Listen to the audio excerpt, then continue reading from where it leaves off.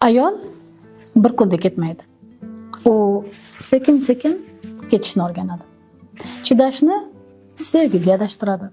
Kechirishni sabr deb o'ylaydi. Har safar gaplari eshitilmaganda, orzulari inkor qilinganda, hozirlari keyinga qoldirilganda, sekin asta o'zidan voz kechib boradi.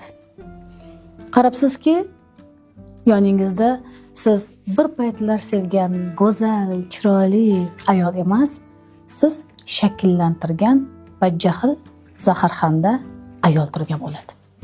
Uni hayot emas, vaqt ham emas, aynan sizning munosabatingiz o'zgartirgan.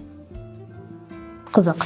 Siz ayolingizni asrayapsizmi yoki shakllantiryapsizmi? Yoningizda kim bor? Tikanli atirgulmi yoki bezarar lolalar?